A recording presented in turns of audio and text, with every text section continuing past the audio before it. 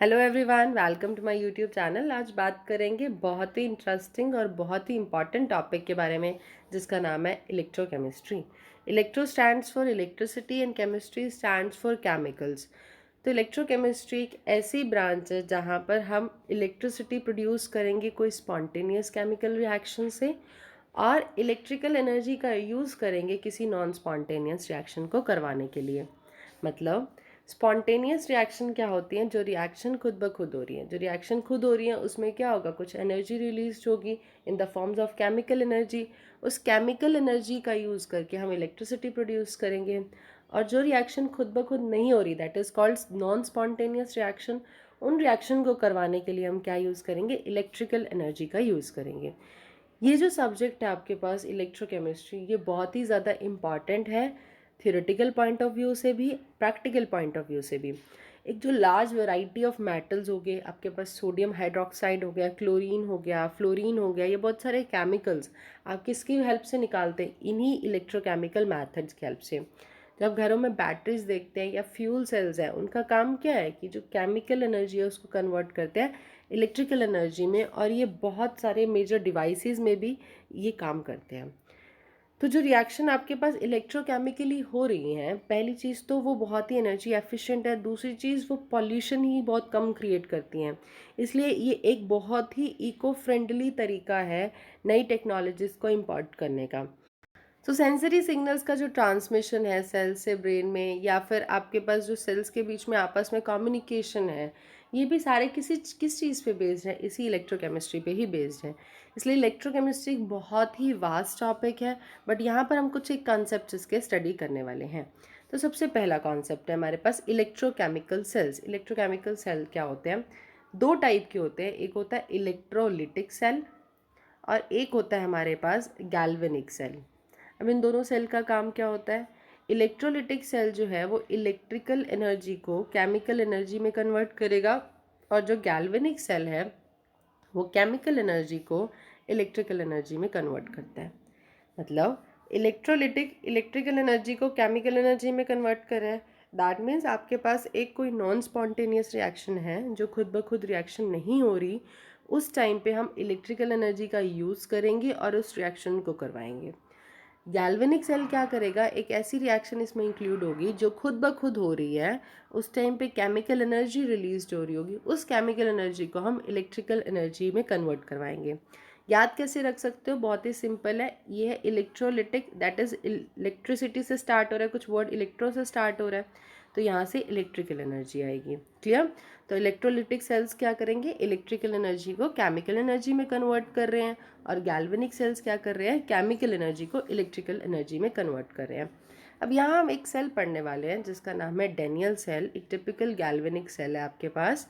आपने redox reaction पढ़ी थी क्लास +1 में, वहाँ पर आपने इस सेल की कंस्ट्रक्शन के बारे में देखा भी था, बट आज हम डिटेल में डिस्कस करेंगे। तो ये सेल क्या करता है? सबसे पहली चीज़ कि जो केमिकल एनर्जी है, जो केमिकल एनर्जी है उसको किस में कन्वर्ट करेगा? इलेक्ट्रिकल एनर्जी में। और केमिकल एनर्जी कहाँ से लाइब्रेट हो रही है? ये एक रिडॉक्स रिएक्शन है जो कि खुद ब खुद होगी। इस टाइम पे आपके पास केमिकल एनर्जी रिलीज होएगी, और उसी केमिकल एनर्जी को ये किस में कन्वर्ट कर रहा है? इलेक्ट्रिकल एनर्जी में। और इस सेल का जो इलेक्ट्रिकल पोटेंशियल है वो कितना है? 1.1 वोल्ट है, जब आप कॉन्सेंट्रेशन जिंक और कॉपर आयंस की यूनिटी लेके चल रहे हो। तो ऐसी डिवाइस को ही हम क्या कह रहे हैं? गैल्वेनिक या वोल्टेइक सेल। अब हमने बोला इस सेल का जो पोटेंशियल है वो 1.1 वोल्ट है। अगर आप कोई एक्सटर्नल में अपोजिट पोटेंशियल अप्लाई कर रहे हो, मान लीजिए वैल्यू पॉजिटिव आ रही है, आपने नेगेटिव में कोई वैल्यू अप्लाई कर रहे हो एक्सटर्नली, तो अगर आप एक्सटर्नली अपोजिट पोटेंशियल इस पे अप्लाई कर रहे हो, धीरे धीरे उस पोटेंशियल को बढ़ा रहे हो, तो रिएक्शन तब तक होगी जब तक अपोजिट वोल्टेज जो है इस वैल्यू के बराबर नहीं आ जाती। जैसे ही अपोजिट आपके पास वोल्टेज पोटेंशियल इस वैल्यू के बराबर आया, तो सेल जो है वो काम करना बंद कर देगा। मान लीजिए ये वैल्यू पॉजिटिव है तो आप ये नेगेटिव बोल रहे हो, जैसे ही दोनों वैल्यूज़ बराबर हुई उस टाइम पे वैल्यू क्या होगी? अल्टीमेटली ज़ीरो हो जाएगी। उस टाइम पे सेल काम करना बंद कर देगा, कोई भी करंट उस सेल से फ्लो नहीं करेगा। अब आपने जो अपोजिट पोटेंशियल अप्लाई कर रहे थे उसको और बढ़ा दिया, इसका मतलब अब ये वैल्यू और ज़्यादा होगी, 1.1 वोल्ट से ज़्यादा वैल्यू होगी नेगेटिव में। अब क्या सेल काम करेगा? सेल बिल्कुल काम करेगा, बट अब सेल अपोजिट डायरेक्शन में काम करेगा। पहले ये सेल केमिकल एनर्जी को कन्वर्ट कर रहा था इलेक्ट्रिकल एनर्जी में, अब ये सेल इलेक्ट्रिकल एनर्जी को कन्वर्ट करेगा केमिकल एनर्जी में। क्लियर? तो एक एग्जांपल्स के देखते हैं, हम इसकी फिगर से समझते हैं। तो ये डेनियल सेल हमने देख लिया, ये आपके पास जिंक है जो कि जिंक सल्फेट में डिजॉल्व है, ये आपके पास कॉपर है जो कॉपर सल्फेट में डिजॉल्व है। जब आपके पास एक्सटर्नल पोटेंशियल 1.1 वोल्ट से कम है तो इस टाइम पे इलेक्ट्रॉन्स जो है वो जिंक से कॉपर की तरफ फ्लो कर रहे हैं और करंट जो है वो कॉपर से जिंक की तरफ फ्लो कर रहे हैं, और इसमें जिंक इलेक्ट्रोड जो है आपके पास वो डिज़ोल्व होते जा रही है और जो कॉपर की साइड में कॉपर इलेक्ट्रोड की साइड में कॉपर डिपॉजिट होता जा रहा है। जब एक्सटर्नल वोल्टेज 1.1 वोल्ट के बराबर आ गई, इस टाइम पे कोई भी इलेक्ट्रॉन्स का फ्लो या करंट का फ्लो नहीं होगा, कोई भी केमिकल रिएक्शन आपके पास नहीं होगी।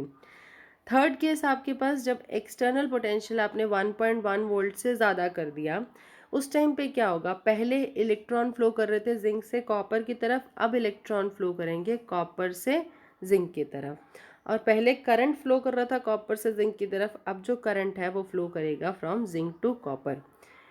जिंक जो आपके पास है वो जिंक जो है जिंक इलेक्ट्रोड के आसपास डिपॉजिट होता जाएगा और कॉपर जो है वो कॉपर इलेक्ट्रोड डिसॉल्व होता जाएगा। क्लियर? तो ये आपके पास था डेनियल सेल का एग्जांपल्स, जहाँ पर आप एक्सटर्नल पोटेंशियल के केसेस को डिस्कस किया हमने। नेक्स्ट है आपके पास गैल्वेनिक सेल, ये बहुत ही इंपॉर्टेंट है। गैल्वेनिक सेल अभी हम बात कर चुके हैं, उसका काम क्या है, केमिकल एनर्जी को इलेक्ट्रिकल एनर्जी में कन्वर्ट करेगा। तो केमिकल एनर्जी जो है आपके पास इस टाइम पे गिब्स फ्री एनर्जी की फॉर्म में आएगी। तो जो गिब्स एनर्जी है स्पॉन्टेनियस रिडॉक्स रिएक्शन की, अब हम उसको किस में कन्वर्ट करने वाले, इलेक्ट्रिकल वर्क में, और वो वही वर्क क्या काम करेगा, एक मोटर को रन करेगा, या जो भी आपके पास घर में इलेक्ट्रिक गैजेट्स होते हैं जैसे हीटर हो गया, फैन हो गया, गीज़र हो गया, ये वर्क क्या करेगा, इन चीज़ों को रन करने के काम आएगा। अब जो डेनियल सेल आपने पढ़ा वो एक रिडॉक्स रिएक्शन उसमें होती है आपके पास जिंक और कॉपर की। यहाँ देखिए जिंक आपके पास कन्वर्ट हो रहा है Zn2 पॉजिटिव में और कॉपर 2 पॉजिटिव से कॉपर बन रहे हैं। ये एक कंप्लीट रिडॉक्स रिएक्शन है। जब भी हम इस रिएक्शन को स्टडी करते हैं तो हम इसके लिए दो हाफ रिएक्शन बनाते हैं और उन दोनों हाफ रिएक्शन का एडिशन ही ओवरऑल रिएक्शन होती है। दो हाफ रिएक्शन क्या होंगे, एक होगा ऑक्सीडेशन हाफ रिएक्शन, एक होगा reduction half reaction. Oxidation half reaction का मतलब जहाँ पर ऑक्सीडेशन हो रही है, रिडक्शन हाफ रिएक्शन का मतलब क्या है, जहाँ पर रिडक्शन हो रही है। ऑक्सीडेशन का मतलब क्या होता है आपके पास, loss of electrons. Oxidation is loss of electrons. Clear? और आप इसको कैसे याद कर सकते हो, ऑयल से। Oxidation is loss of electrons और रिडक्शन क्या होती है आपके पास, gain of electrons. RIG, reduction is gain of electron. कैसे याद रख सकते हो, RIP तो सुनते हो ना, रेस्ट इन पीस, इसको कैसे याद कर सकते हो, रेस्ट इन गॉड्स हैंड। ठीक है, या फिर एक ही चीज़ याद कर लीजिए, आपको दूसरी ऑटोमेटिकली याद हो जाएगी। Oxidation is loss of electron, reduction is gain of electron. That means जहाँ पर आपके पास इलेक्ट्रॉन का लॉस हो रहा होगा वहाँ पर ऑक्सीडेशन होगी, और जब भी इलेक्ट्रॉन का लॉस होगा तो ऑक्सीडेशन नंबर क्या होगा, वो इंक्रीज होगा।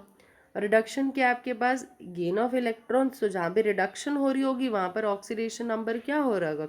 सो ये रिएक्शन जो है ये डेनियल सेल के डिफरेंट पोर्शन में होगी। रिडक्शन हाफ रिएक्शन जो है आपके पास कॉपर इलेक्ट्रोड पे होगी, जबकि ऑक्सीडेशन हाफ रिएक्शन जो है वो जिंक इलेक्ट्रोड पे होगी। तो ये जो दो पोर्शन है आपके पास सेल के, इन्हीं को ही हम बोलते हैं हाफ सेल्स या रिडॉक्स कपल। आप बहुत सारे नंबर ऑफ गैल्वेनिक सेल जो है इन्हीं पैटर्न पे बना सकते हो, डिफरेंट हाफ सेल का कॉम्बिनेशन लेके। हर एक हाफ सेल में क्या होगा, एक मेटालिक इलेक्ट्रोड होगा जो कि इलेक्ट्रोलाइट में डिप्ड होगा। जो दो हाफ सेल है आप उसको एक मेटालिक वायर से कनेक्ट कर रहे हो, बीच में आप वोल्ट मीटर लगा रहे हो और एक्सटर्नली इसको कनेक्ट कर दोगे। और जो इलेक्ट्रोलाइट है आपके पास दोनों हाफ सेल के, वो इंटरनली कनेक्ट होंगे थ्रू सॉल्ट ब्रिज। कई बार होता क्या है कि जो दोनों इलेक्ट्रोड्स हैं आप उसको सेम ही इलेक्ट्रोलाइट सॉल्यूशन में डालते हो, उस केस में आपको सॉल्ट ब्रिज की ज़रूरत नहीं। अब समझते हैं इस सेल का डिटेल वर्किंग।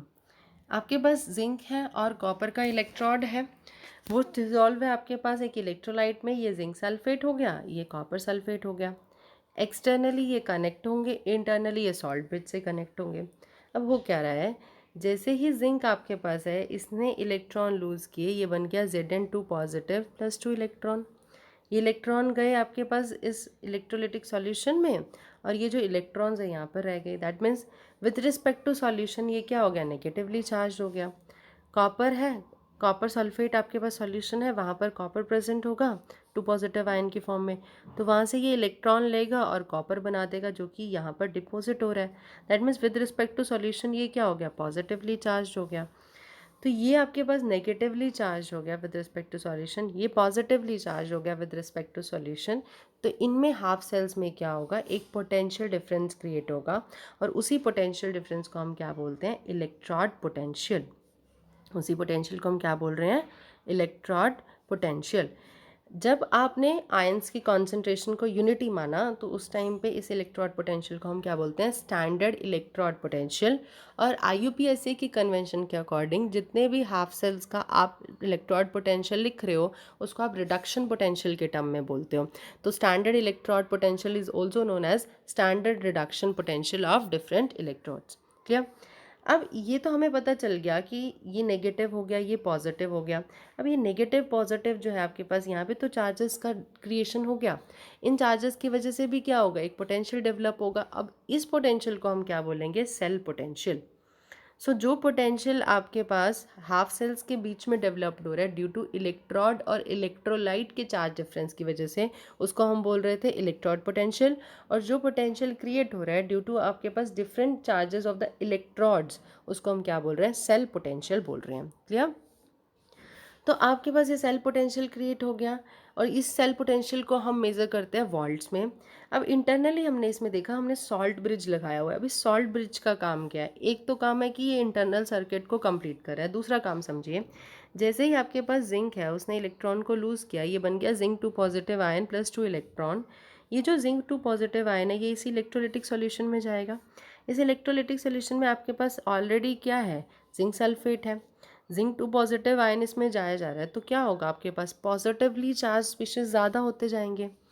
दूसरी तरफ जो ये कॉपर सल्फेट का सॉल्यूशन है, यहाँ से क्या हो रहा है कि जो कॉपर 2 पॉजिटिव आयन है इस सॉल्यूशन में से, वो इलेक्ट्रॉन को गेन करके कॉपर बना रहे हैं जो कि इस रोड के आसपास डिपॉजिट हो रहा है। इसका मतलब जैसे इसमें से कॉपर जाते जाएंगे, इसमें एक्सेस में क्या रह रहा होगा, सल्फेट आयन। तो इस साइड तो आपके पास एक्सेस में जिंक आयन प्रोड्यूस्ड हो रहे हैं, इस साइड एक्सेस में क्या होगा, सल्फेट आयन प्रोड्यूस्ड होंगे। ये आपके पास नेगेटिवली चार्ज है, दैट मीन्स यहाँ पे इलेक्ट्रॉन्स आएंगे।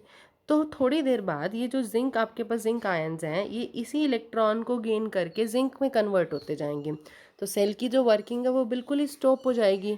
इस चीज़ को अवॉइड करने के लिए हमने इसमें बीच में एक सॉल्ट ब्रिज लगाया। जब यहाँ पर सल्फेट आयन की कॉन्सेंट्रेशन ज़्यादा होगी तो यहाँ से जिंक आयन मूव कर जाएंगे यहाँ पर और जिंक सल्फेट बना देंगे। इधर अगर जिंक की आपके पास कॉन्सेंट्रेशन ज़्यादा होगी जिंक आयंस की इलेक्ट्रोलिटिक सॉल्यूशन में, तो यहाँ से सल्फेट आयन मूव्स कर जाएंगे और जिंक सल्फेट बना देंगे। तो इस तरह से सॉल्ट ब्रिज जो है एक इलेक्ट्रिकल सर्किट को भी कंप्लीट कर रहा है और एक सेल की प्रॉपर वर्किंग में भी काम कर रहा है। क्लियर। और चीज़ कि इस सेल में ना हमने लेफ्ट पे ऑक्सीडेशन लिखा, मतलब ऑक्सीडेशन हाफ सेल लगाया, और वह नेगेटिवली चार्ज भी था, और उसी को ही हम नाम दे रहे हैं, उस इलेक्ट्रोड को ही हम नाम दे रहे हैं एनोड। तो इसको बहुत सिंपल तरीके से आप कैसे याद रख सकते हो, left oxidation anode negatively charge. हमने देखा ना, जो लेफ्ट साइड पे था वो कौन सा था, जिंक हाफ सेल था, और वहाँ पर हो क्या रहा था, ऑक्सीडेशन, क्योंकि जिंक जो है कन्वर्ट हो रहा है Zn2 पॉजिटिव प्लस 2 इलेक्ट्रॉन में, और वो इलेक्ट्रोड कैसी थी, एनोड थी, और उस पर चार्ज कैसा था, नेगेटिव। सो जो आपके पास दो इलेक्ट्रोड्स के बीच में पोटेंशियल का डिफरेंस है उसी को ही हम क्या बोलते हैं, सेल पोटेंशियल बोलते हैं। और उसको किस में मेज़र करेंगे, हम वोल्ट्स में मेज़र करेंगे। तो सेल पोटेंशियल क्या है आपके पास, जो इलेक्ट्रोड पोटेंशियल का डिफरेंस है। इलेक्ट्रोड पोटेंशियल किसका, कैथोड और एनोड का। इसको हम सेल की ईएमएफ भी बोलते हैं। ईएमएफ क्या होता है आपके पास, मैक्सिमम पोटेंशियल। तो सेल की हम ईएमएफ भी बोलेंगे जब हम इसमें से कोई भी करंट जो है वो ड्रॉ नहीं कर रहे। अब ये एक कन्वेंशन है कि हम एनोड को लेफ्ट साइड पे लिखते हैं और कैथोड को हम राइट साइड पे लिखते हैं, जैसे हमने बात भी की थी लोन के कॉन्सेप्ट से। तो एक गैल्वेनिक सेल को हम कैसे रिप्रेजेंट करते हैं, जो मेटल और उसका इलेक्ट्रोलिटिक सॉल्यूशन है उसके बीच में आपने क्या लगा दिया, एक वर्टिकल लाइन लगा दी, और उसको आप एक डबल वर्टिकल लाइन इनके बीच में लगाओगे। जो ये डबल वर्टिकल लाइन है ये सॉल्ट ब्रिज को रिप्रेजेंट कर रही है। इस कंडीशन में अगर आप इस कन्वेंशन का यूज़ करके ईएमएफ निकाल रहे हो तो वो ईएमएफ जो सेल की आएगी वो पॉजिटिव आएगी। और वो हमें कैसे पता चलेगी, वो ईएमएफ कैसे निकालेंगे, potential of half cells on the right hand side minus potential of half cell on the left hand side. जैसे एक सिंपल से एग्जाम्पल की तरह हम समझते हैं इसको। मान लीजिए हमने जिंक कॉपर वाला ही एग्जाम्पल लिया था। Zn plus Cu2 positive, it gives, ये क्या था, कॉपर 2 पॉजिटिव एक्वस में, तो यहाँ से क्या बन रहा था, Zn2 पॉजिटिव एक्वस, और ये बन रहा था हमारे पास कॉपर सॉलिड। यहाँ पर जिंक का ऑक्सीडेशन हो रहा था और कॉपर का क्या है, रिडक्शन। तो बाय कन्वेंशन हम ऑक्सीडेशन पहले लिखते हैं, ऑक्सीडेशन में भी जो मेटल इलेक्ट्रोड है वो पहले लिखना है। तो जिंक आ गया, इसके बीच में आपने एक वर्टिकल लाइन डालनी है। ये वर्टिकल लाइन हमें क्या बता रही है कि यहाँ पर फेज चेंज हो रहा है, ये सॉलिड था, अब आगे क्या आएगा, एक्वस आएगा। तो Zn2 पॉजिटिव, ये एक्वस। इसके बीच में आपने डबल वर्टिकल लाइन रिप्रेजेंट करनी है, ये क्या बता रहे हैं हमें, सॉल्ट ब्रिज के बारे में बता रहे हैं।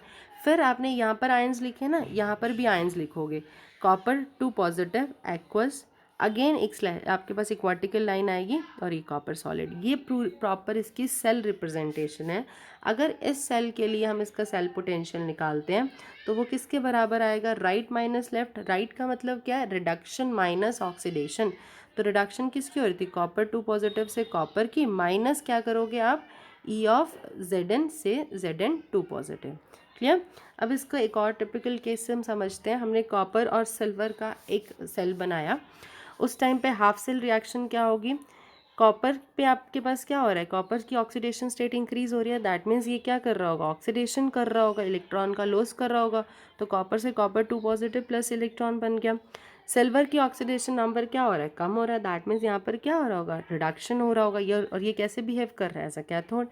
तो सिल्वर पॉजिटिव आयन से आपके पास क्या बन गया, सिल्वर बन गया। इसके लिए अगर हम इसका सेल नोटेशन लिखें तो वो कैसे लिखेंगे, तो कॉपर से कॉपर 2 पॉजिटिव बन रहा है, ये हमने लिख दिया। पहले अपने मेटल इलेक्ट्रोड लिखना है, फिर उसका आयन लिखना है, बीच में एक वर्टिकल लाइन है जो कि फेज ट्रांजिशन के बारे में बता रहा है। फिर ये डबल वर्टिकल लाइन हमें किसके बारे में बता रहा है, सॉल्ट ब्रिज के बारे में। अगेन हमने रिडक्शन के बारे में बात करना है, तो रिडक्शन में पहले क्या होता है, पहले आयन लिखा जाता है। जैसे यहाँ पर आयन लिख रहे हो तो यहाँ भी आयन लिखोगे, फिर यहाँ पर मेटल इलेक्ट्रोड होगा। अब इस सेल के लिए अगर हम ई ऑफ सेल की बात करते हैं तो राइट माइनस लेफ्ट, राइट का मतलब रिडक्शन माइनस ऑक्सीडेशन। तो रिडक्शन क्या हो रही है आपके पास, ये रिडक्शन किसकी हो रही है, सिल्वर की, ऑक्सीडेशन किसकी हो रही है, कॉपर की। तो रिडक्शन का जो आपके पास सिल्वर का आपके पास पोटेंशियल है माइनस कॉपर का जो पोटेंशियल है वो माइनस कर दीजिएगा और आपके पास क्या आएगा, ई ऑफ सेल आ जाएगा। क्लियर। तो ऐसा सेल जहाँ पर आपके पास सेल पोटेंशियल पॉजिटिव आ रहा है वो सेल प्रॉपरली वर्क करेगा। सो हमने सेल रिप्रेजेंटेशन देख लिया और ईएमएफ जो है सेल की वो कैसे निकालते हैं उसको भी डिस्कस कर लिया। सो होपफुली आपको ये लेक्चर समझ आया होगा। If you like this video click on the like button, if you find this video useful then click on the subscribe button and share with your friends. Thank you so much for listening.